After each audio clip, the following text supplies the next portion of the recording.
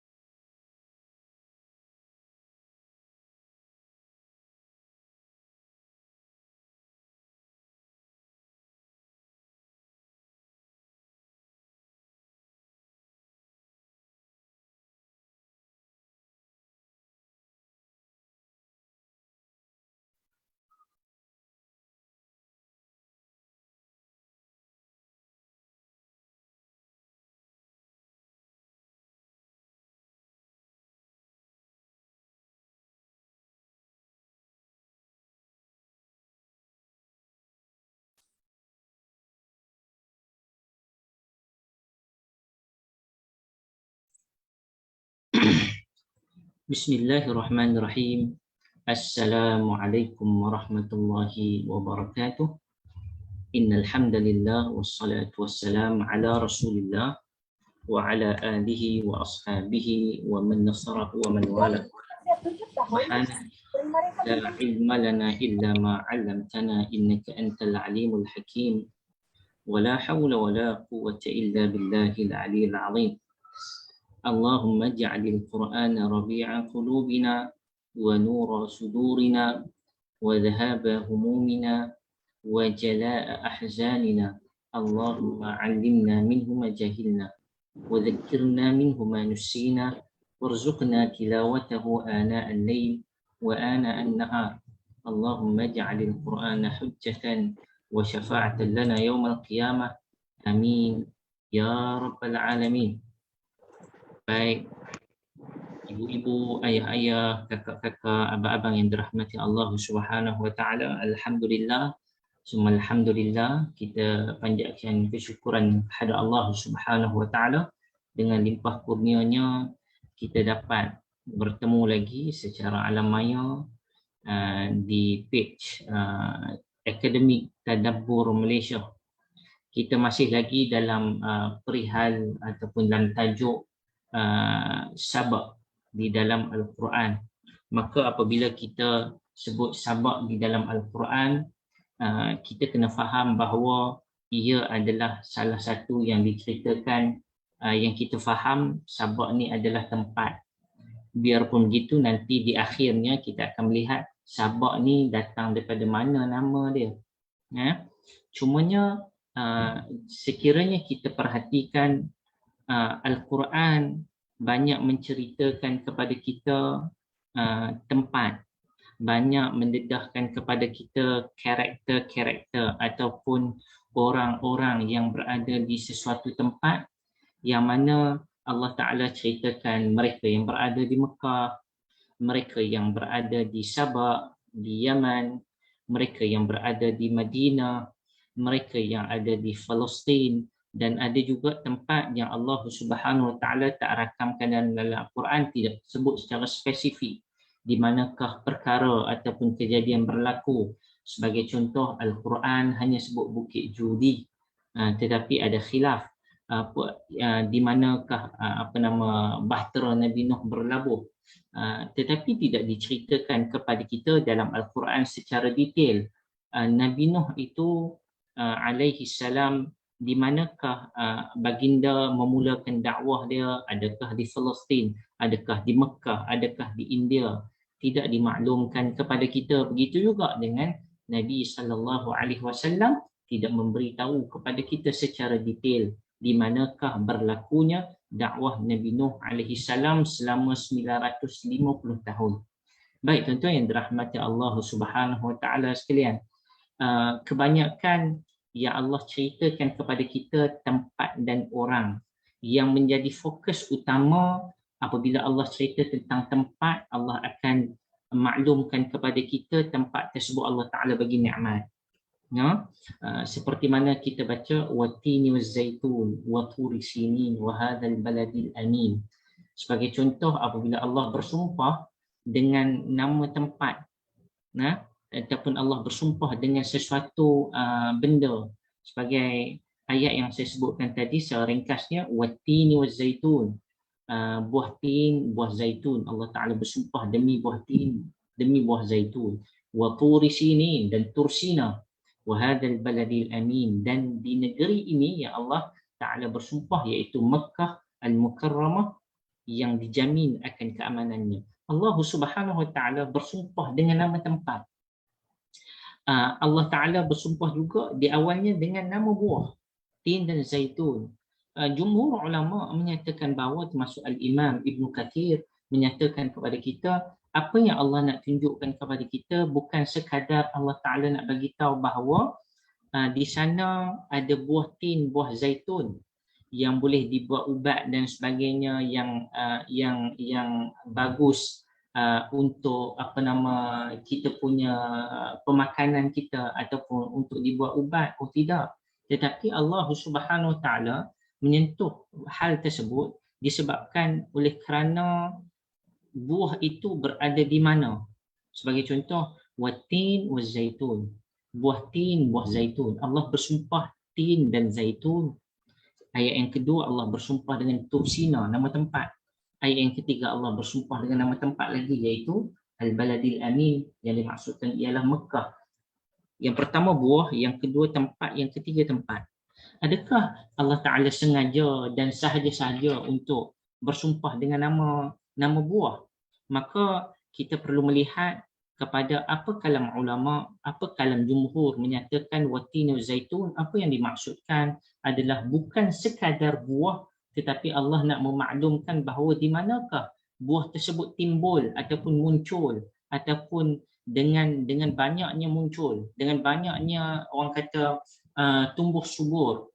Maka sekiranya kita mengkaji di Tursina ataupun di Saina dan di Mekah, adakah ada buah tin, buah zaitun? Ada, tetapi tidak ada yang ditanam di sana. Tidak ada yang ditanam di sana. Tak hidup tanam dekat Mekah, tak hidup tanam dekat Madinah, tak hidup ditanam dekat Tursina. Tetapi tin dan zaitun rupa-rupanya hidup di mana? Tin dan zaitun rupa-rupanya hidup di tanah yang kita namakan Syam. Kalau tuan-tuan pernah pergi kat negara Syam, Syam ni ada 4 negara sekarang ni. Bila kita sebut Syam ada 4. Yang pertama Suria ataupun Syria, yang kedua Jordan, yang ketiga Palestin, yang keempat Lebanon. So 4 negara ni, ini adalah Syam. Dan Allah bersumpah dengan nama buah. 2 nama buah itu adalah gambaran kepada di tanah Syam ni adalah tumbuh suburnya buah-buah berkenaan, iaitu buah tin dan buah zaitun. Kenapa Allah Subhanahu Wa Taala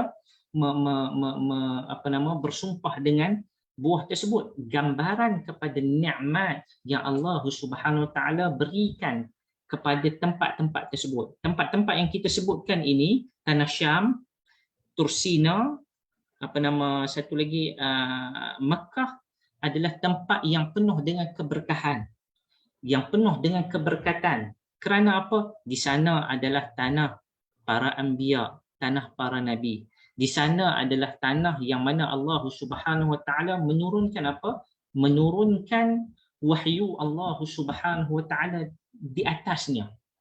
Bermaksud Allah Taala memberikan keberkahan, keberkatan di atas tanah tersebut. Gambaran kepada kita Allah Taala bersumpah, takkan bersumpah dengan begitu saja, tetapi ada makna di sebaliknya. Begitu juga apabila kita masuk dalam cerita tentang Sabak, Allah Subhanahu Wa Taala sebenarnya ceritakan kepada kita perihal Sabak. di dalam surah Saba. Sebelum ni kita hanya membaca surah Saba pada siri yang pertama, tetapi kita tidak mendetailkan, melainkan kita mendetailkan cerita tentang surah Saba apabila Nabi Sulaiman alaihi salam dia diberitahu oleh perisik dia, iaitu Al-Hudhud, seekor burung yang sangat bijaksana, memberikan perihal tentang apa tuan-tuan?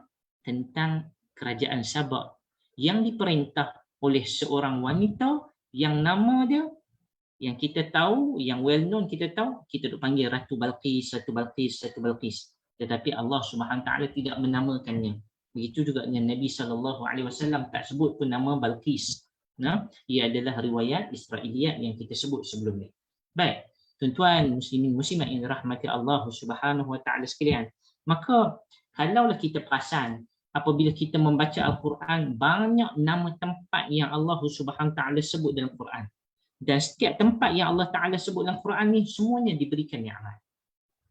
Kalau tadi kita membaca surah At-Tin, diberikan ni'mat di mana yang pertama diberikan ni'mat di At-Tin wa Zaitun, yang dimaksudkan ialah tanah Syam, dengan adanya apa? Dengan adanya keberkatan padanya, tumbuh buah-buah, tumbuh dengan subur di sekeliling apa yang disebut dalam Quran, tin dan zaitun. Yang kedua dengan nikmat apa? Dengan nikmat para nabi. Begitu juga tuan-tuan yang dirahmati Allah Subhanahu Wa Taala, setiap tempat yang berbeza-beza ni pastinya Allah Subhanahu Wa Taala memberikan kelebihan yang sama ada kita perasan ataupun kita tak perasan. Dan apabila Allah Taala sebut cerita tentang kerajaan Sabak, Allah Subhanahu Wa Taala ceritakan kepada kita bagaimana kerajaan Sabak ini diberikan kelebihan oleh Allah Subhanahu Wa Taala. Mereka dapat ataupun tanah yang ada di sana adalah tanah yang sangat subur, dan mereka diberikan kelebihan oleh Allah Subhanahu Wa Taala, siap ada boleh tahan air buat empangan, buat empangan yang sangat besar. Dan mereka diberikan nikmat apa? Diberikan nikmat tumbuh buah-buahan, tumbuh sayur-sayuran, tumbuh tumbuh-tumbuhan yang memberikan keuntungan, kesegaran kepada mereka. Baik tuan-tuan yang dirahmati Allah Subhanahu Wa Taala sekalian, Allah Taala nak cerita kepada kita apa ni? Allah nak cerita kepada kita bahawa setiap pada satu tempat di mana kita berada, pasti Allah Ta'ala bagi nikmat kepada kita. Sama ada kita perasan ataupun kita tak perasan. Baik tuan-tuan yang dirahmati Allah Subhanahu Wa Ta'ala sekalian, saya share kat skrin ni. Sebelum tu saya ingatkan kepada tuan-tuan, program kita ni adalah di bawah Akademik Tadabbur Malaysia. Sekiranya tuan-tuan ada kelapangan, tuan-tuan ada kelebihan, wang dan sebagainya untuk disumbangkan kepada Akademik Tadabbur Malaysia, bolehlah melihat kepada iklan yang diberikan, iaitu kita ada Bank Islam di atas nama Akademik Tadabbur Malaysia, untuk kita sama-sama menjayakan segala program yang dianjurkan, sedang ataupun bakal dianjurkan. Baik tuan-tuan yang dirahmati Allah Subhanahu Wa Taala, kali ini kita akan tengok bagaimana persoalan-persoalan yang setelah mana kita dah tempuh dah sebelum ni. Kita menarik untuk kita tengok tentang kisah Ratu Sabak. Di antara benda yang popular cerita tentang Sabak ini, yang pertama mesti cerita Ratu Balqis. Sangat popular. Tak sah kalau tak cerita tentang Balqis.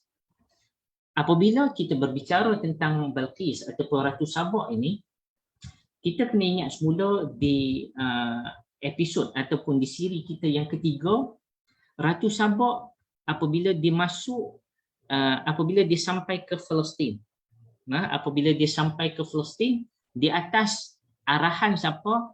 Arahan Nabi Sulaiman alaihi salam. Nabi Sulaiman kata apa? Wa'tuni muslimina.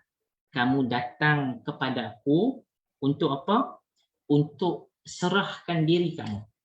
Dengan tujuan Nabi Sulaiman nak Balqis ni masuk Islam. Begitu. Sebab apa? Diceritakan sebelumnya oleh perisik dia, oleh Hudhud, bahawa mereka ini apa dia? Mereka ini menyembah Asy-Syamsu. Mereka menyembah matahari. mereka tidak menyembah Allah. Nah, maka datangnya Nabi Sulaiman alaihi salam menjadi rasul, menjadi ejen utama yang Allah Subhanahu Wa Taala berikan tugas untuk mengislamkan ataupun untuk memberitahu kepada semua umat bahawa di sana ada Allah yang memberikan kepada kita segala nikmat. Baik, sebelum tu kita pun dah ceritalah kepada tuan-tuan dan puan-puan yang dirahmati Allah Subhanahu Wa Taala tentang nikmat yang diberikan kepada Sabah dan diberikan nikmat kepada Ratu Balqis, sehingga kan Ratu Balqis ni, Ratu Sabah ni merasakan dia adalah kerajaan yang sungguh hebat. Tetapi itu tidak mematahkan semangat ataupun tidak langsung dipedulikan oleh Sulaiman alaihi salam, sebab Nabi Sulaiman dia punya misi dia satu. Misi dia nak mengislamkan Sabah. Dia nak mengislamkan kerajaan Sabah. Dia nak mengislamkan dengan apa? Dengan mengislamkan terlebih dahulu pemerintah dia. Baik, maka telah dijemput Ratu Sabah. Dijemput ini adalah dengan arahan Nabi Sulaiman alaihissalam supaya Ratu Sabah dapat datang ke Palestin.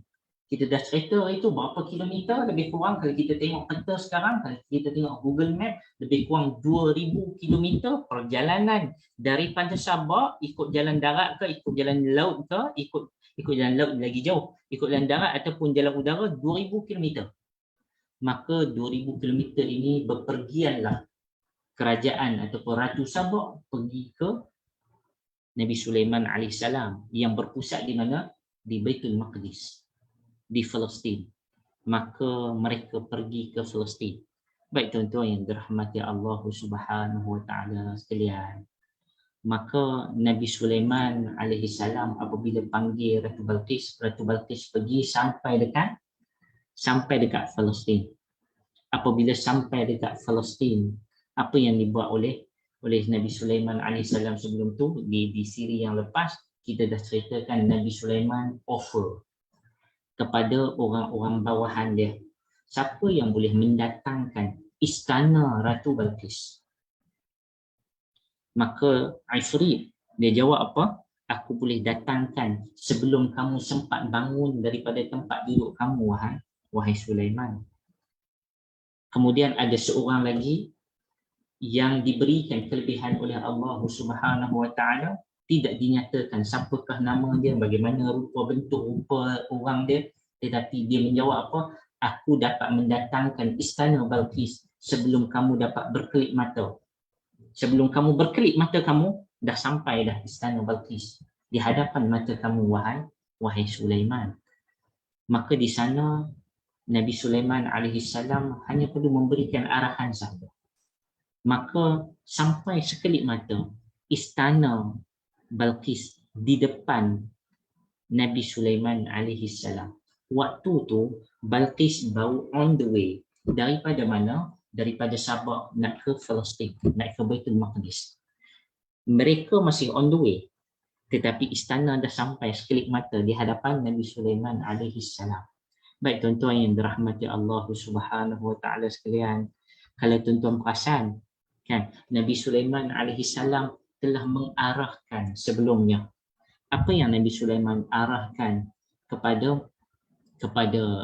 orang yang mendatangkan istana tadi. Tapi ini adalah arahan umum. Nabi Sulaiman kata apa? Nakiruha. Nabi Sulaiman kata istana tu kamu kena pastikan bahawa Balqis ni ataupun Ratu Sabah tak cam istana dia sendiri. Dia datang nanti bagi jadikan istana ni, dia tersendiri tak kenal istana dia. Baik tuan-tuan yang dirahmati Allah Subhanahu Wa Taala. Sebab itu di siri yang lepas, apabila Ratu Sabah datang dah sampai ke Palestin, apa yang dibuat oleh Sulaiman alaihissalam? Sulaiman alaihissalam tanya kepada Ratu Sabah, adakah macam ni istana kamu? Ahakada arshuha, adakah seperti ini istananya? Maka apa jawab Ratu Balqis? Ratu Balqis kata, ka'annahu huwa. Aku rasa macam lebih kurang istana aku. Baik tuan-tuan yang dirahmati Allah Subhanahu wa taala sekalian. Apa yang diminta oleh Nabi Sulaiman alaihi salam? Nabi Sulaiman minta supaya orang bawah dia ubah suai istana tu, supaya Ratu Balqis tak kenal yang ni rupa-rupanya istana dia. Maksud dia, istana dia dibawa oleh Nabi Sulaiman alaihi salam sampai ke Palestin tanpa disedari oleh Ratu Balqis. Sehebat-hebat Ratu Balqis, hebat lagi Sulaiman. Tak boleh detect. Sehingga kan dia tengok istana dia, dia tak kenal istana dia. Maksud dia apa dia? Maksud dia telah berlaku perubahan pada istana dia yang mana menyebabkan dia tengok istana dia tak kenal. Dia kata ka'annahu huwa. Macam ni, adakah macam ni istana kau? Dia kata lebih kurang. Sehingga dia tak terjangka bahawa itu adalah istana dia sendiri. Sehingga Nabi Sulaiman AS jemput dia untuk masuk ke istana. Mereka lalu di atas mamar. Mamar ni maksud dia tempat pejalan kaki nak masuk istana tu, ada tempat jalan tu. Sehingga kan apa yang dibuat oleh Ratu Sabak ni? Ratu Sabak terpaksa menyingsing dia punya baju dia sehingga ke paras betih. Sehingga ke paras betih. Ansa kaliha. Sebab dia menyangka dia menyangka bahawa itu adalah lujatan. Disebut dalam Quran, dia sangka itu adalah kolam. Rupa-rupanya itu bukan kolam, itu adalah min qawarir. Itu adalah tempat jalan yang diperbuat daripada batu kaca permata, yang mana ia berbentuk qawarir, maksud dia jernih. Sejernih-jernihnya sehingga dia menyangka itu adalah kolam air. Maka dia angkat sikit dia punya jubah dia ataupun dia punya baju dia. Tuan Puteri ni, Puan Permaisuri ni angkat. Rupa-rupanya itu adalah apa? Itu adalah perhiasan yang secantik-cantiknya. Sebab apa? Sebab bermaksud dia memang tak menyangka itu adalah istana dia. Sebab telah dilakukan decoration sikit. Kita kata apa ya? Renovation telah dilakukan pada istana tersebut sehingga dia tak tahu bahawa itu adalah istana. Baik tuan-tuan yang dirahmati Allah Subhanahu wa taala sekalian. Itu di antara benda yang sangat miracle, yang sangat luar biasa. Ada orang sangka bahawa istana yang Ratu Sabak masuk ni, yang Balqis masuk ni adalah istana Sulaiman. Tak.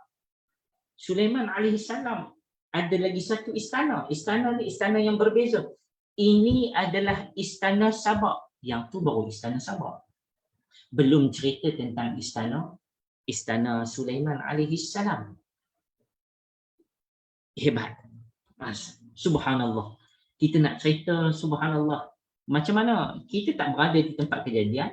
Kita hanya diberikan gambaran oleh Allah Subhanahu wa taala untuk seolah-olah kita menyaksikan. Tuan-tuan yang dirahmati Allah Subhanahu wa taala, apabila kita baca Quran, kita tadabbur Quran, apa yang perlu kita buat? Yang pertama di antaranya kita cuba faham betul-betul. Kita cuba faham secara harfan biharfin, huruf demi huruf. Kita tengok makna Al-Quran. Kemudian kalau kita ada kemampuan untuk rujuk tafsir, kita rujuk tafsir. Lepas tu kita datangkan apabila kita membaca tafsir, kita membaca Al-Quran ni, kita mendatangkan selain pada jiwa kita kena ada satu bentuk imajinasi. Al-Quran seringkali mendatangkan kepada kita dalam bentuk supaya kita visualize benda tu, supaya kita imagine macam mana benda tersebut. Bila Quran cerita tentang macam mana kolam air sangat jernih, apabila kita membaca, kita terbayang, jernih. Seperti mana qawarir, seperti mana kaca, zujaj, kaca yang sejernih-jernihnya. Sehingga apabila Ratu Sabak ni datang, terpaksa angkat dia punya jubah dia. Jubah permaisuri dia. Dia menyangka itu adalah kolam air. Rupa-rupanya salah. Dan yang lebih memeningkan, dia sendiri pun pening. Dia kata, yang ni macam istana aku, tapi bukan. Sebab apa? Telah dilakukan renovation. Sebab apa kita kata telah dilakukan renovation? Sebab dia sendiri jalan di atas nak pergi masuk istana dia terpaksa angkat sebab benda tu tak ada pun kat istana dia sebelum ni. Benda tu adalah benda yang baru yang diubah suai oleh Sulaiman alaihi salam. Baik tuan-tuan yang dirahmati Allah Subhanahu wa taala sekalian. Baik, kita bincang sikit pada malam ini insya-Allah. Bila kita sebut tentang cerita Ratu Sabah, dia ada angkat kain dia, ada angkat jubah permaisuri dia ketika mana dia jalan untuk masuk ke istana dia sendiri, yang mana dia sendiri tak tahu tu. Ada beberapa persoalan yang timbul. Di antaranya adalah tentang apabila diangkat jubah dia sedikit, sehingga dalam ayat Al-Quran menyebut apa dia? Falamma ra'athu hasibat lujjatan. Apabila dia melihat istana tu, dia jalan di atas tempat berjalan tu, dia ingat kot itu adalah kolam. Yang tu tak apa lagi. Yang kita nak sebut adalah apabila Ratu Sabah dia masuk dalam kawasan tersebut sana.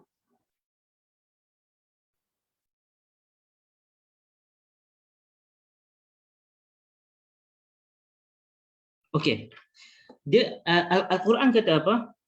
Kasyafat an saqaiha. Sehingga dia terpaksa menyingsing jubah dia sampai ke paras betih dia. Quran hanya sebut macam tu saja. Tetapi di sana ada riwayat-riwayat yang pelik yang cuba untuk mendetailkan cerita tentang betih Ratu Balqis.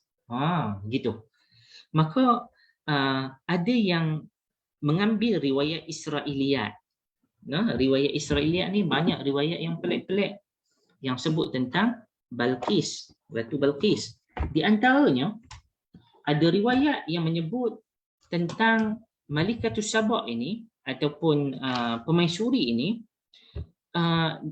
Ada riwayat yang menyatakan bahawa dia asalnya keturunan daripada jin. Ada riwayat yang sebut mak dia jin, bapa dia manusia. Ada riwayat yang satu lagi sebut bapa dia jin, mak dia pula manusia. Ada yang menyatakan bahawa dua-dua adalah jin. Wallahu ta'ala alam. Cumanya tidak ada riwayat yang sahih yang menceritakan tentang keturunan Ratu Balqis ni ataupun keturunan Ratu Sabah ni. Cuma apabila bercerita tentang dia angkat sikit jubah dia, menampakkan sedikit kawasan betih dia, sebab dia sangka itu adalah air, maka ada riwayat yang cerita sangat pelik, cerita tentang kaki. Dua betih dia tu dilebih-lebihkan cerita dalam riwayat Israiliyat. Apabila cerita tentang saqaiha, dua betih yang dimiliki oleh Ratu Balqis ni, ada riwayat yang menyebut kata betis dia Ratu Balqis ni adalah seperti mana betis seorang jin. Kita panggil apa? Seekor jin ke seorang jin. Maka datanglah riwayat-riwayat yang menceritakan macam mana rupa bentuk betis dia. Sebab itu, kita katakan bahawa Al-Quran menceritakan benda yang penting saja. Jangan kita terlalu melalut pergi kepada benda macam mana bentuk betih dia, tak tambahkan keimanan pun. Sehingga kan dalam riwayat Israiliyat menyatakan apa? Salah satu riwayat yang menyebut bahawa dua-dua belah betih Ratu Balqis ini seperti mana kaki al-ghanam, seperti mana kaki kambing. Visualize dah? Cuba bayang kaki kambing macam mana? Macam kaki kucing besar sikit. Jadi kaki kambing. Mereka mendatangkan riwayat, kaki Ratu Balqis macam kaki kambing. Pelik tak? Pelik Pelik Maka wallahu ta'ala a'lam bissawab, kita sebagai hamba Allah Subhanahu ta'ala, Al-Quran datang pada kita kita beriman kepada apa yang didatangkan yang pertama oleh Allah, kan? Yang kedua oleh hadis Nabi SAW yang utuh, yang kuat, yang kukuh, tidak langsung menceritakan macam mana rupa bentuk betih, macam mana, wallahu taala a'lam bissawab. Cuma kita tidak harus iaitu haram kita mentafsirkan benda-benda yang tidak sepatutnya yang menjatuhkan maruah seseorang. Maka tidak ada riwayat yang kuat yang sahih menceritakan bagaimana rupa bentuk betih dan sebagainya. Baik, tuan-tuan yang dirahmati Allah Subhanahu Wa Taala, apa di antara perkara yang kita nak bincangkan pula malam ni? Di antaranya kita bincangkan kenapa Nabi Sulaiman alaihi salam mendatangkan istana Sabak sampai ke Palestin. 2000 kilometer. Daripada Sabak nak mai masuk ke Palestin ni nak bawa hanya sekelip mata. Sekelip mata ni 2000 kilometer ni Sabak ke Palestin ni, Nabi Sulaiman datangkan istana Sabak dekat Palestin. Pada masa yang sama, Nabi Sulaiman nak juga satu Sabak ni sampai ke Palestin. Baik. Tuan-tuan yang dirahmati Allah Subhanahu Wa Taala, kalau orang tanya kepada kita, sebab apa Nabi Sulaiman tak pergi jumpa Ratu Sabak? Bawa segala jin-jin dia, bawa hud-hud, kan? Bawalah kalau ada burung pada waktu tu, kalau ada burung, mungkin ada burung helang yang besar dan sebagainya, naiklah burung, duduk atas belakang burung tu sampai dekat Sabak. Nampak sangat hebat Nabi Sulaiman. Kenapa tak buat macam tu? Kenapa perlu panggil Ratu Sabak sampai dekat Palestin? Pada masa yang sama, kenapa tak bawa istana tu, ketika mana Ratu Sabak duduk dalam istana tu, buat sekelip mata sampai kat Baitul Maqdis. Tetapi kenapa ketika mana Ratu Sabak ini on the way, dalam perjalanan daripada Sabak ke Palestin, waktu on the way itulah Nabi Sulaiman alaihissalam buat mai dia punya istana dia sekelip mata sebelum sampainya Ratu Sabak siap buat renovation lagi. Kenapa tuan-tuan yang dirahmati Allah Subhanahu Wa Taala? Yang pertama, kita kena tengok misi dan visi Nabi Sulaiman alaihissalam. Nabi Sulaiman mission dia apa dia? Kembali kepada ayat Allah Subhanahu Wa Taala di awal yang kita baca itu di dalam surah An-Naml, alla ta'alu alayya wa'tuni muslimin. Nabi Sulaiman kata apa? Kamu jangan meninggi diri, wahai Balqis. Yang ni apa dia? Yang ni surat yang diberikan oleh Sulaiman kepada Balqis, yang dibawa oleh Hud-Hud. Apa Nabi Sulaiman kata? Alla ta'alu alayya. Kamu jangan sombong dengan aku. Wa'tuni muslimin. Yang kedua, aku nak kamu datang serah diri padaku dengan peluk Islam. Beriman kepada Allah. Dua benda yang Nabi Sulaiman alaihissalam minta supaya Ratu Balqis ataupun Ratu Sabak ni ikut dia. Yang pertama, jangan sombong. Yang kedua, kamu kena beriman kepada Tuhan yang sebenar, iaitu Allah Subhanahu Wa Taala. Maka itulah sebabnya Nabi Sulaiman alaihissalam datangkan istana Ratu Balqis ni sampai ke Palestin. Kenapa pula macam tu? Baik, kita tengok nah. Tuan-tuan yang dirahmati Allah Subhanahu Wa Taala, bila Nabi Sulaiman alaihissalam tulis surat yang pertama kata alla ta'alu alayya, jangan kamu bangga diri, jangan kamu sombong dengan aku. Yang kedua, wa'tuni muslimin, kamu kena Islam bersama-sama dengan aku ataupun Islam sekali dengan aku, yang mana aku dah lama dah aku beriman kepada Allah, aku nak kamu datang untuk serah diri beriman kepada Allah. Baik. Misi Nabi Sulaiman ini akhirnya nak supaya Balqis beriman kepada Allah. Cuma Balqis ni kita kena ingat, Balqis sebelum tu ada satu, orang kata, persepsi kepada Nabi Sulaiman alaihissalam. Persepsi ni adalah persepsi buruk yang kita bincangkan sebelum ni.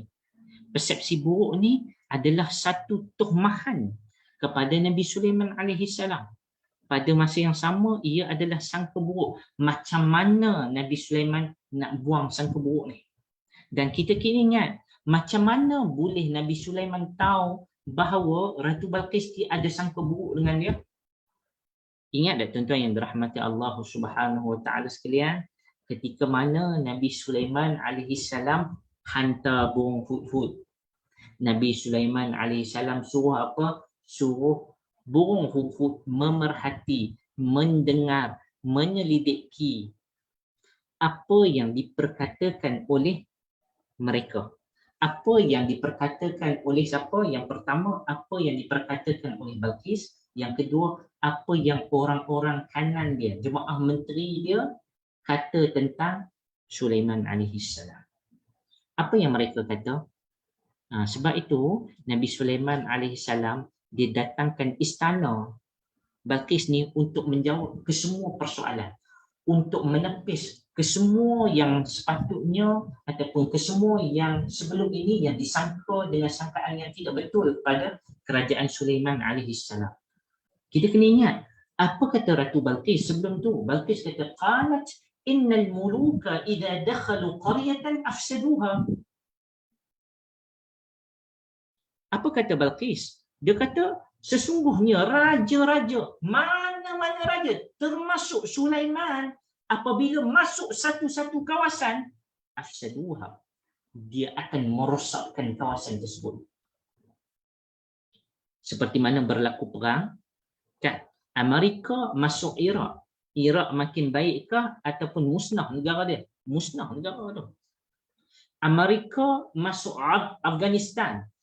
Adakah negara tu jadi lebih baik ataupun lebih teruk? Secara fizikalnya musnah. Kita melihat secara fizikal terlebih dahulu. Musnah habis. Kan? Segala infrastruktur, segala bangunan-bangunan, segala bila kita cerita tentang Iraq sebagai contoh, apabila Amerika masuk, kita cerita tentang sebelumnya Babylon. Cerita tentang Harut dan Marut dekat Babil, Babylon. Babylon tuan-tuan, lepas masuknya Amerika dalam tu hancur. Dan seperti mana Amerika buat apabila orang sebut tentang apabila sesebuah negara yang very powerful, yang negara-negara yang power, apabila masuk ke negara orang lain untuk menjajah, kita kata apa? Afsaduha. Mereka akan merosakkan negara tu. Masuk Malaysia, habis kena bom habis. Apa nama? KLCC, KL Tower, lepas ni Razak Exchange, contoh kan. Afsaduha. Itu apa yang ada di mata siapa? Di mata Balqis. Balqis dia tahu sikit-sikit tentang raja-raja yang ada pada zaman tersebut. Raja-raja ni kebanyakan apabila masuk ke dalam satu-satu kawasan akan rosak kawasan tu. Baik. Kemudian bukan sekadar rosak fizikal negara. Waja'alu a'izzata ahliha adillata. Apa kata Balqis? Mereka menjadikan kita, yang pertama tempat hancur. Yang kedua kita orang-orang yang berada di negara yang dijajah ataupun yang diserang. Kita ni asalnya kita menjadi orang yang mulia, tetapi apabila mereka datang, kita akan menjadi orang yang hina. Kita akan dihina dengan sehina-hinanya. Dan itu adalah perkara yang selalunya orang yang menjajah negara lain ataupun orang yang datang ke satu-satu negara untuk memiliki satu-satu negara, dia akan buat sedemikian rupa. Itu adalah pandangan Balqis. Itu adalah pandangan Balqis. Baik. So tuan-tuan yang dirahmati Allah Subhanahu Wa Taala, kita baca lagi. Kita baca lagi yang ketiga. Sebab apa di bawah istana tersebut. Ya. Yang ketiga, Allah Subhanahu Wa Taala kata apa? Allah Taala cerita macam mana Ratu Balqis punya pandangan tadi, pandangan apabila Sulaiman datang, nanti dia akan buat apa? Dia akan merosakkan. Kemudian macam mana nak counter back? Kita jangan perang, tapi kita bagi rasuah. Kita dah cerita dah perkataan yang disebut dalam Quran hadiah 2 kali sahaja yang didatangkan dalam surah An-Naml. 2 kali perkataan hadiah ni dua-dua menunjukkan kepada rasuah. Apa yang dibuat oleh Ratu Balqis? Inni mursalatun ilaihim bihadiyatin fanadhiratun bima yarji'ul mursalun. Kita akan bagi kat mereka hadiah. Dalam bentuk apa? Hadiah ni tidak diceritakan dalam bentuk apa, tapi dalam bentuk kemewahan. Ia adalah rasuah dan kita tunggu apa keputusan kita yang akan bagi tahu kepada kita. Baik tuan-tuan yang dirahmati Allah Subhanahu Wa Taala sekalian. Sebab itu apabila semua ini yang disebut oleh Ratu Balqis kata apa? Ratu Balqis kata dia akan buat kerosakan, dia akan hina kita. Kemudian dia rasuah, Ratu Balqis rasuah pula, hantar rasuah kepada Nabi Sulaiman alaihissalam. Maka Nabi Sulaiman menjawab dengan jawapan yang sangat simple, tetapi dalam bentuk yang sangat hebat. Jawapan diberikan dalam bentuk didatangkan istana Balqis di hadapan Balqis sendiri, yang Balqis sendiri tak sedar itu istana dia. Baik. Yang pertama, sebab apa Nabi Sulaiman mendatangkan istana Sabak sampai ke Palestin? Sebab Ratu Sabak dia menyangka bahawa segalanya boleh dibeli dengan harta. Tuan-tuan, adakah semua benda boleh diberi dengan harta? Tak boleh dibeli dengan harta. Tuan-tuan, kadang-kadang kasih sayang tak boleh diberi dengan harta. Tak boleh dibeli dengan harta. Ibu kita tak boleh dibeli dengan harta. Kepercayaan orang lain tak boleh dibeli dengan harta. Keimanan tidak boleh dibeli dengan harta. Kita punya pendirian tidak boleh dibeli dengan harta. Nabi Sulaiman nak jawab yang tu. Engkau nak rasuh aku dengan harta, aku tak terima harta.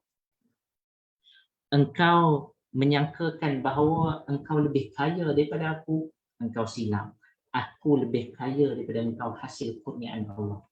Tuan-tuan kena ingat ayat yang Nabi Sulaiman alaihissalam menyebut apa dia? Hadza min fadli rabbi. Segala kelebihan ni Allah Taala bagi kat aku. Semuanya disandarkan kepada Allah Azza wa Jalla. Maka yang pertama, Nabi Sulaiman dah nampak dah ciri-ciri yang ada pada Balqis ni. Alla ta'lu, jangan kamu sombong. Maksud dia Balqis ni sombong. Dan Nabi Sulaiman dapat membaca Balqis ni sombong. Tetapi dalam kesombongan Balqis ni bijak. Balqis ni bijak. Apa yang nakkan oleh Sulaiman? Dia nak Islam. Macam mana cara nak Islam? Yang pertama, turunkan kesombongan Balqis. Macam mana nak turunkan kesombongan Balqis? Bila kata-kata Balqis kepada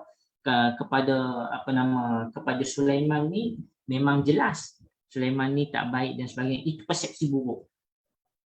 Dia mendatangkan istana dengan sekelip mata daripada Sabak sampai ke Palestin tanpa diketahui oleh Sabak, oleh Ratu Sabak. Bila sampai di depan mata Ratu Sabak pun Ratu Sabak tak kenal lagi. Ratu Sabak kata macam istana aku. Tapi maksud dia apa dia? Bukan istana aku, macam istana aku. Tak sedar lagi. Bermaksud pada dia lemah Ratu Balqis. Itu seolah-olah nak bagi tahu kepada Balqis, hang lemah. Kan? Hang lemah. Sekuat-kuat hang nak cuba rasuah aku dengan hadiah-hadiah sebelum ni, engkau tak dapat rasuah aku. Ni aku nak bagi sedikit pengajaran kepada kamu. Kan? Pengajaran kepada kamu. Sebab itu tuan-tuan yang dirahmati Allah Subhanahu Wa Taala, kenapa didatangkan? Saya tanya banyak kali. Kenapa didatangkan istana Balqis ni? Tak ada satu orang pun atas dunia pada waktu tersebut boleh buat macam kerajaan Sulaiman alaihissalam. Pindah istana sekelip mata. Maksud dia apa dia? Nabi Sulaiman alaihissalam nak bagi tahu kepada Balqis, engkau ni sehebat-hebat engkau kena ingat ada lagi yang lebih hebat daripada engkau. Dan sehebat-hebatnya Allah Ta'ala berikan kelebihan kepada aku, sesungguhnya kelebihan kepada aku ni adalah daripada Tuhan aku. Tuhan aku yang memberikan kelebihan kepada aku ni, dan aku nak waktuni muslimin. Ini yang aku nak. Kamu datang kepada aku, kamu Islam. Nakkan kepada Islam itu, Nabi Sulaiman alaihi salam telah mengatur strategi-strategi.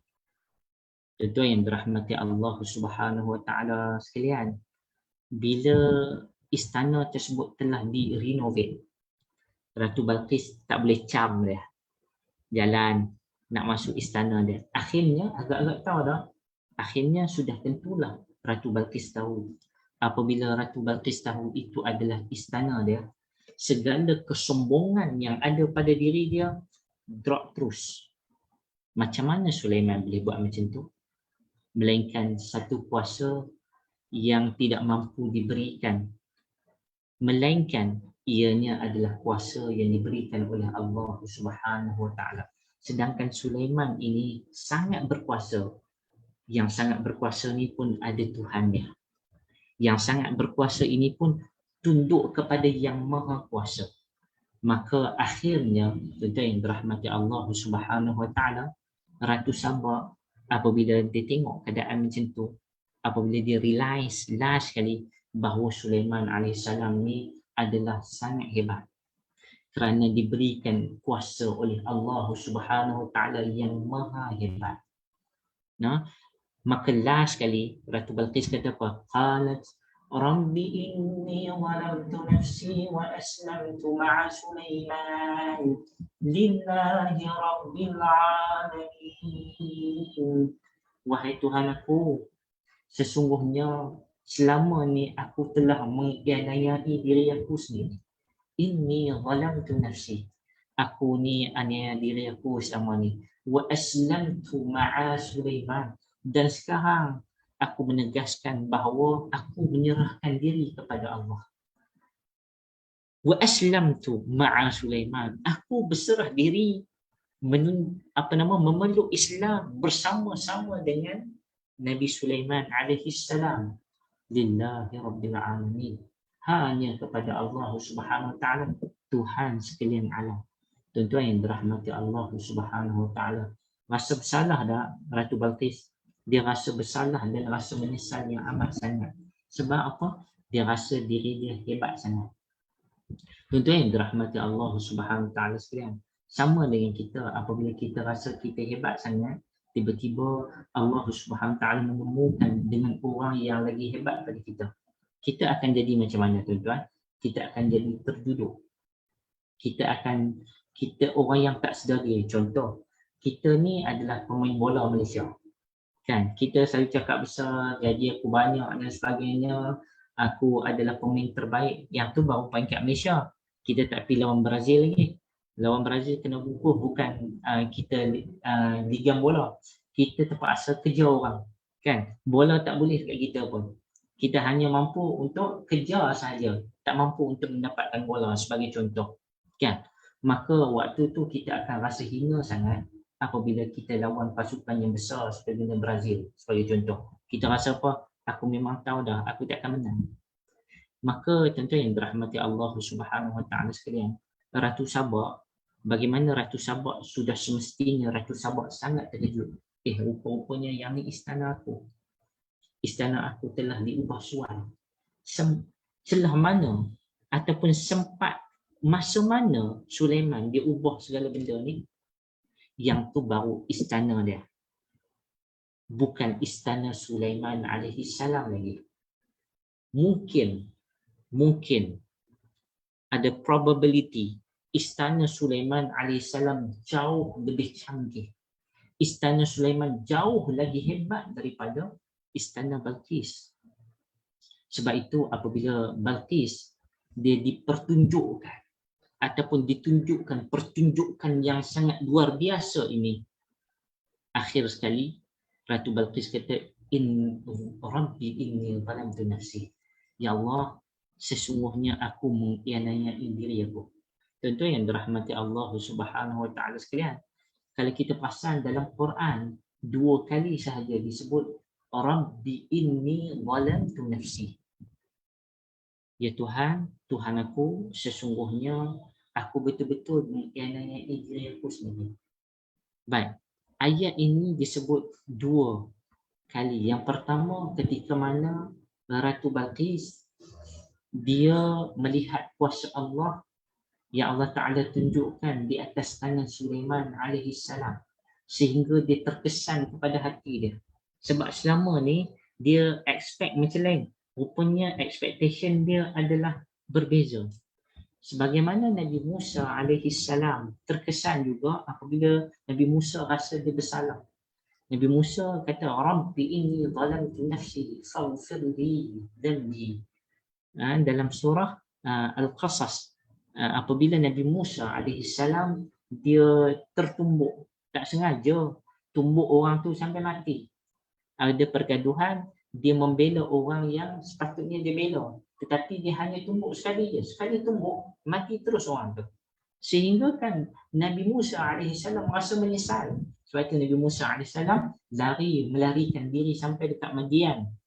Melarikan diri sampai dekat Madian. Tuan-tuan boleh tengok ataupun ikuti kisah yang dibawa oleh Ustaz Yusuf Arba'in, P.U. Yusuf, tentang kisah ini. Baik. So, dua kisah ini dua-dua menyebut inni zalamtu nafsi. Sesungguhnya aku telah menzalimi diri aku sendiri. Ya Allah, aku zalim pada diri aku. Maksudnya pada selama ni sepatutnya aku dah lama dah kenal Sulaiman. Aku dah lama dah masuk Islam. Aku dah lama dah memperhambakan diri kepada Allah Subhanahu Wa Taala. Baru aku sedar hari ini ada kuasa yang maha berkuasa, iaitu Allah Subhanahu Wa Taala. Allah hanya menunjukkan kepada aku sebahagian daripada kuasanya, iaitu mukjizat kepada Nabi Sulaiman alaihi salam. Baik tuan-tuan yang dirahmati Allah Subhanahu Wa Taala sekalian, itu di antara perkara ataupun benda yang boleh kita melihat kepada Ratu Sabah dan Sulaiman alaihi salam. Bermakna kalau kita melihat kepada saya kita bincang sikit ibrah yang akan kita tengok, cumanya benda lain yang kita boleh lihat adalah timbul beberapa persoalan. Tuan-tuan yang dirahmati Allah Subhanahu Wa Taala, kena ingat tuan-tuan, siri yang pertama, yang kedua, yang ketiga, yang keempat, kita hanya membicarakan tentang Ratu Sabah bersama dengan Sulaiman alaihi salam. Hanya berkisar dalam surah An-Naml. Kita tak masuk in details lagi cerita di dalam surah Sabah. Surah Sabah itu kita baca ayat awal-awal secara ringkas. Segala nikmat yang diberikan. Cumanya insya-Allah satu lagi siri yang akan datang kita akan tengok siri yang terakhir, cerita tentang kerajaan Sabah ataupun Sabah itu sendiri dalam surah Sabah. Cumanya hari ini kita akan tengok ada beberapa mungkin persoalan yang timbul apabila kita berbicara tentang Ratu Sabah. Kita baca ayat Quran berkaitan dengan Ratu Sabah ni, kita tak terfikir Ratu Sabah dengan Sulaiman ni ada beberapa persoalan. Di antara persoalan yang timbul adalah lepas pada Ratu Sabah jumpa dengan Nabi Sulaiman alaihi salam, mereka berdua ni kahwin ke tak kahwin?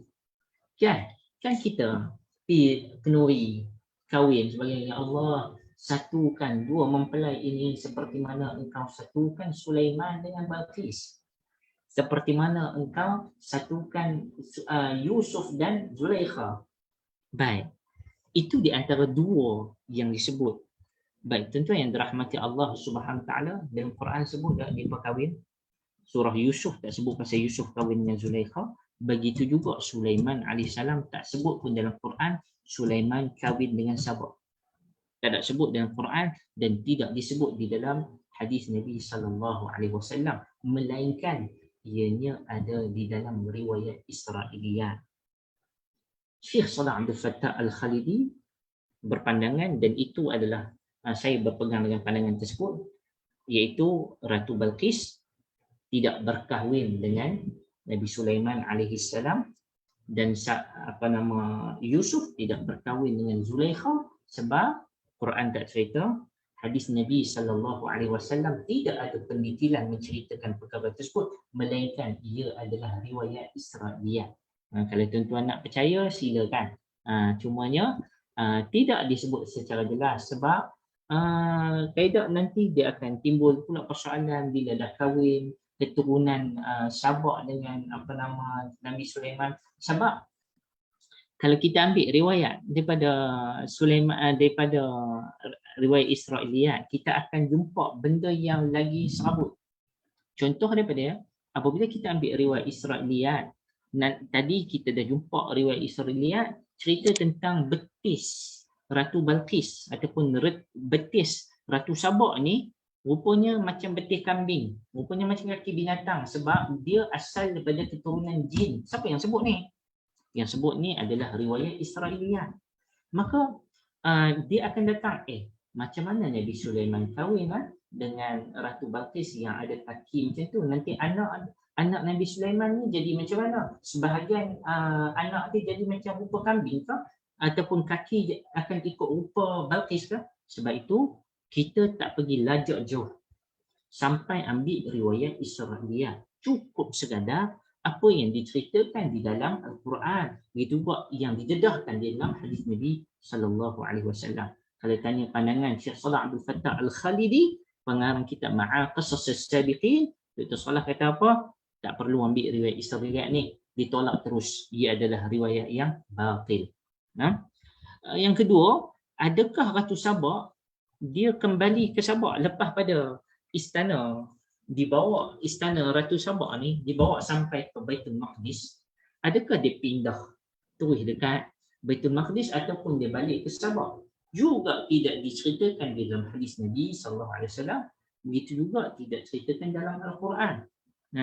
Cuma kita boleh fikirkan berkemungkinan besar mungkin patah balik, kan? Cuma tidak ada penelitian cerita tersebut. Begitu juga, adakah semua rakyat Sabak beriman kepada Allah selepas tu? Tak ada cerita pun dekat kita lepas tu beriman ataupun tidak. Cuma generally selalunya apabila permaisuri ataupun sebuah pemimpin utama kerajaan perlu Islam, ini adalah orang bawahnya yang beriman ataupun perlu Islam sekali. Yang keempat, adakah Sulaiman AS memerintah Yaman juga selepas pada itu? Dahlah perintah Baitul Maqdis, kemudian perintah Iraq, Babylon, kemudian adakah Nabi Sulaiman juga memerintah Yaman? Dia conquer semua sekali ke? Wallahu ta'ala a'lam bissawab. Sekiranya Sabak ini beriman, Ratu Sabak, sepertinya ia dipantau oleh Nabi Sulaiman AS pun tidak diceritakan kepada kita. Kita hanya dapat mengagak-ngagak sahaja. Adapun sumber-sumber sejarah yang lain mungkin kita boleh tengok dan kita boleh lihat, tetapi dia bukan actual. Dia tak betul-betul satu fact yang kuat untuk kita pegang. Kemudian ini menarik tuan-tuan. Bagaimana hubungan Bani Israel? Kita kena tahu Nabi Sulaiman Bani Israel lah. Nabi Sulaiman Bani Israel. Nabi Sulaiman AS kan mengadakan hubungan dengan Sabak. Maksudnya Sabak ini akhirnya tunduk. Kerajaan Sabak tunduk bawah kerajaan Nabi Sulaiman. Baik. Apa yang jadi selepas Bani Israel dan Sabak ini dua-dua beriman? Apakah hubungan di antara Bani Israel dan Sabak selepas kematian dua pemimpin besar ini? Pun tidak diceritakan di dalam Al-Quran dan hadis Nabi sallallahu alaihi wasallam. Baik. Tentu yang dirahmati Allah Subhanahu wa taala, cumanya boleh kita simpulkan surah yang jelas cerita kepada kita di dalam surah Sabak. Ada dua kisah utama. Yang pertama kisah Sabak, yang kedua kisah Sabak. Dalam surah ni cerita tentang Nabi Sabak, dan sebelum dia ada cerita tentang Nabi Sulaiman dan Nabi Daud. Dua-dua diberikan nikmat oleh Allah Subhanahu Wa Taala, tetapi mereka yang diberikan nikmat ni, Nabi Daud dan Nabi Sulaiman, dalam surah Sabak cerita tentang nikmat. Walaupun mereka diberikan nikmat, mereka tetap beriman kepada Allah, menggunakan nikmat yang Allah berikan kepada mereka. Mereka bersyukur kepada Allah. Dalam surah Sabak cerita tentang Sabak, kerajaan Sabak pada waktu itu diberikan nikmat tetapi tidak bersyukur kepada Allah. Maka Allah seolah-olah nak bagi hint kepada kita, wahai Afwan Cik Mansur, Allah telah berikan kepada kamu macam-macam nikmat. Adakah kamu nak memilih seperti mana kamu pilih menjadi diri Sulaiman dan Daud alaihi salam diberikan nikmat, menyatakan qala alhamdulillah, mereka kata alhamdulillahirabbil alamin. Ataupun kamu nak kufur seperti mana yang diberikan nikmat kepada Sabak, tetapi mereka kufur kepada Allah Subhanahu Wa Taala dan mereka katakan bahawa segala yang mereka lakukan ini semuanya adalah berpunca daripada usaha mereka sendiri. Mereka tak nampak Allah Subhanahu Wa Taala itu adalah di sebalik segala-galanya. Baik tuan-tuan yang dirahmati Allah Subhanahu Wa Taala sekalian, saya masuk sikit cerita tentang Sabak ni, macam mana boleh timbul nama Sabak. Nah, macam mana boleh timbul nama Sabak?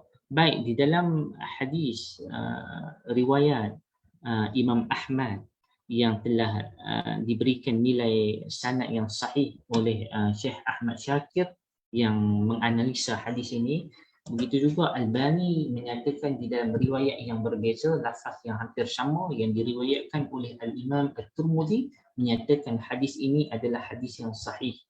Satu hari Nabi SAW ditanya oleh para sahabat, oleh seorang sahabat. Dia tanya Nabi tentang kerajaan, tentang Sabak. Sabak ni dia kata ma huwa. Sabak ni apa dia? Arajulun, adakah Sabak ni maksud dia lelaki, dia orang kah? Imra'ah, adapun dia seorang wanita kah? Ardun, ataupun dia adalah nama tempat. Sahabat Nabi tanya kepada Nabi, Sabak ni apa dia? Sabak ni orang ke, nama tempat ke, nama perempuan ke? Qala Nabi SAW, Nabi kata apa? Sabak huwa rajulun. Sabak ni sebenarnya asal usulnya adalah nama seorang lelaki yang nama dia Sabak. Wadala asyrata, dia ada 10 orang anak. Bawah dia ada 10 orang anak. Maksud dia ada 10 orang anak di bawah dia. Siapa dia ni? Sabak ni. Sabak ni kahwin, dia ada 10 orang anak. Fasakana al-Yaman minhum 6. Daripada 10 orang anak ni, 6 ada kat Yaman dan 4 berada dekat Syam. Yang kita sebut negara Syam tadi. Rupanya berpecah. Nak kata Sabak ni asalnya apa? Sabak ni asalnya seorang lelaki, yang mana lelaki ni ada 10 orang anak. Daripada 10 orang anak ni, 6 orang anak ada kat Yaman, 6 orang anak ni ada dekat Syam. Yang mana kita panggil 6 orang ni Yamaniyun. Yang mana ada kabilah-kabilah Yamaniyun yang berada, yang nama Muzhaj, Kandah, Azat, Ash'ari, Anmar, Hamyar ataupun Himyar. Himyar, semua yang kita sebut 6 ni semuanya asal pada Yaman. Asal pada Yaman. Yang terkenal dekat Syam, yang terkenal dekat Palestin, yang terkenal dekat Jordan, yang terkenal dekat Syria adalah Lakhmun, Juzam, Amilah, Ghassan. Yang ni nama kabilah-kabilah ni. Kabilah-kabilah ni semua berasal daripada apa? Daripada seorang manusia yang nama dia Sabak. Maka Sabak ni adalah nama manusia yang mendiami Yaman, dan tempat Sabak tu dinamakan dengan nama dia. Dan kata Ibnu Katsir rahimahullah, apabila berlakunya empangan Ma'arib pecah, mereka kan diberikan kelebihan empangan air yang besar, ini pecah, maka lepas pada itu mereka pun berpecah, berpindah. Maka pindah inilah yang jadinya 4 kabilah ini pergi dekat Syam dan 6 kabilah stay dekat dekat Yaman. Dan sekarang telah bertebaran. Maksud dia kebanyakan Arab sekarang ni yang berada di sini ataupun yang berada di tanah Arab ni, apabila sebut nama ni Mazhaj, Kandah, Azad, Ash'ari, Anmar, Himyar, Jazam, Amilah, Ghassan, semuanya asal daripada induk yang satu, iaitu Sabak. Sabak ialah bapa mereka. Maksud kebanyakan orang Arab ni berasal pada Sabak. Baik tuan-tuan yang dirahmati Allah Subhanahu Wa Taala sekalian, apa ibrah yang kita boleh dapat malam ni secara ringkasnya? Yang pertama, kita melihat pada dakwah kepada keimanan ni adalah misi utama yang Allah berikan kepada Nabi Sulaiman AS. Dan dakwah kepada keimanan ni adalah misi utama yang Allah berikan kepada kita. Apa yang Allah berikan kepada Nabi Sulaiman AS, mungkin kita tak ada. Tetapi Allah beri benda apa yang sama Allah beri kepada Nabi Sulaiman. Allah beri iman kepada Nabi Sulaiman. Allah beri mukjizat kepada Nabi Sulaiman. Dan Allah beri kita mukjizat yang boleh kita baca. Iaitu dia mukjizat yang khalidah ila yaumil qiyamah, yang kekal sampai kiamat, iaitu Al-Quranul Karim. Maka gunakanlah Al-Quranul Karim semaksimal mungkin. Nabi Sulaiman AS, dia gunakan kelebihan yang Allah berikan kepada dia yang tak diberikan kepada orang lain semaksimal mungkin.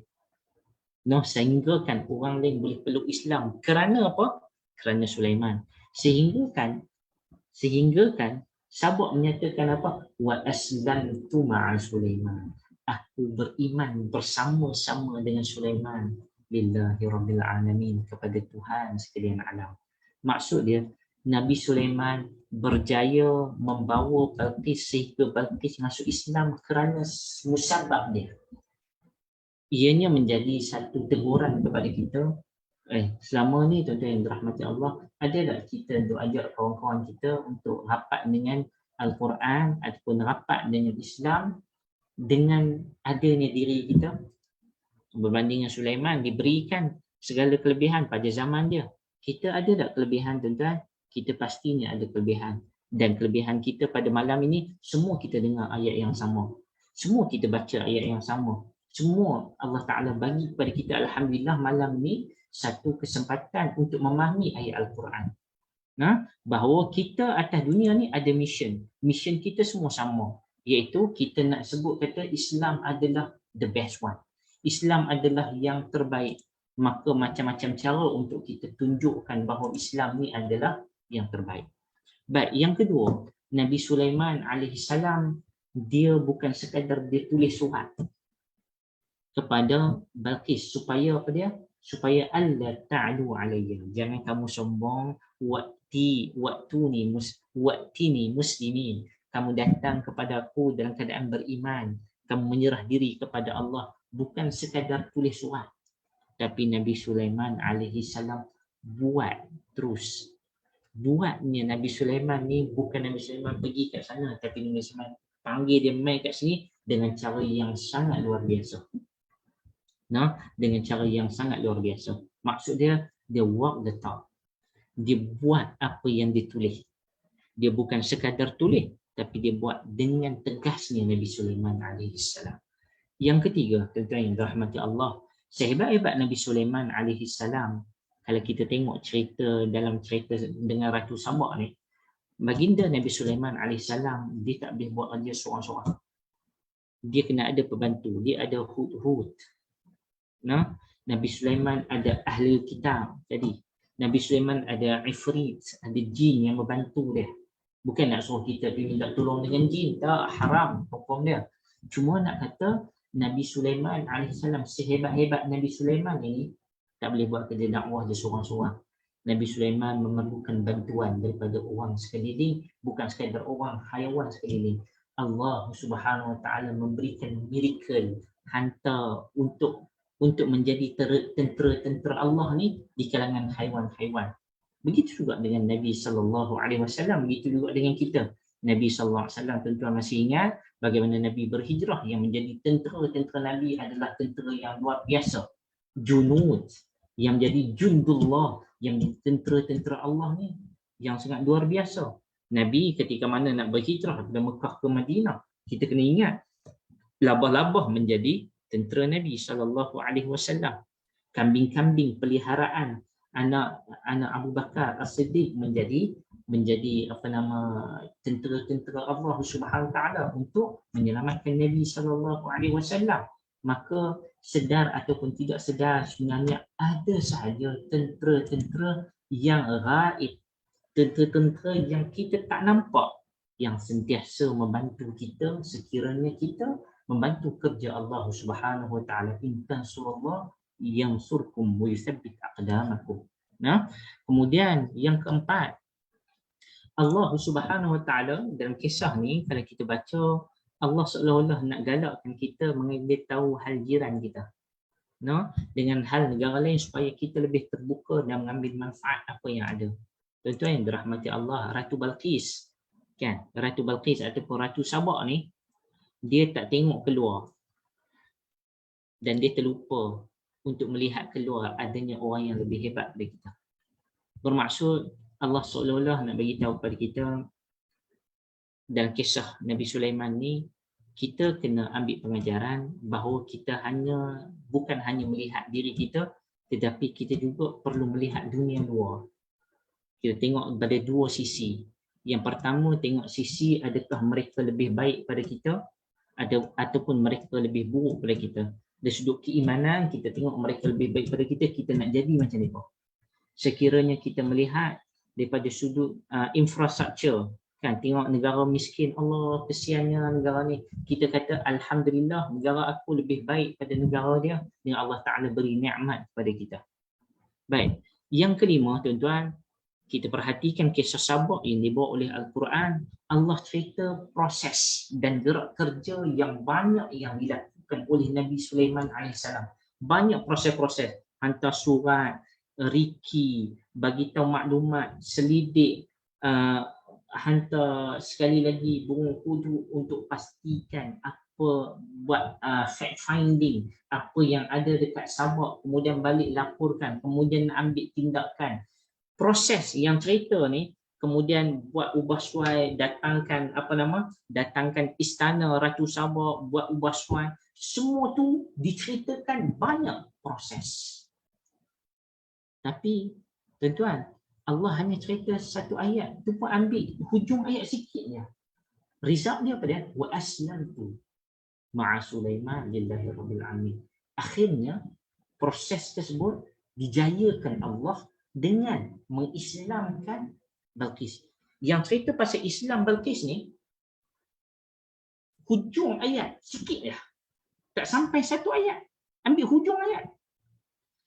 Seolah-olah Allah nak cerita kita yang panjang-panjang ni, Allah nak cerita pasal apa? Allah nak cerita kat kita proses untuk mengajak orang tu sangat banyak, dan proses untuk ajak orang bersama kita memerlukan usaha dan strategi yang perlu kita fikirkan. Seperti mana Sulaiman, ingat Nabi Sulaiman tak fikir ke? Nabi Sulaiman nak buat sekian-sekian. Nabi Sulaiman guna otak. Nabi Sulaiman fikir, gunakan akal fikiran, gunakan ilham yang diberikan kelebihan oleh Allah Subhanahu Wa Taala. Sehingga dia nak buat apa tu, dia kena merancang. Allah Ta'ala nak bagi tahu apa? Proses kita sama dengan Sulaiman AS. Yang paling penting, kita ajak orang buat baik, ajak orang kenal Islam, ajak orang kenal Quran, ajak orang faham Quran. Proses ni ambil masa yang lama.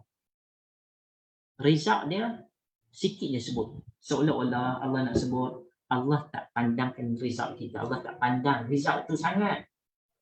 Allah nak tengok usaha kita. Allah nak tengok usaha kita.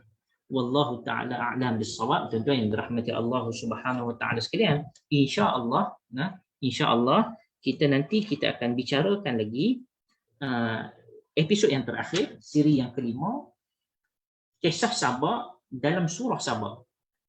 Kisah Sabah dalam surah Sabah. Insya-Allah yang baik itu daripada Allah Subhanahu Wa Ta'ala, yang kurang itu daripada diri saya sendiri. Baik tuan-tuan yang dirahmati Allah, setakat ini dulu kelas kita. InsyaAllah minggu depan kita akan sambung lagi.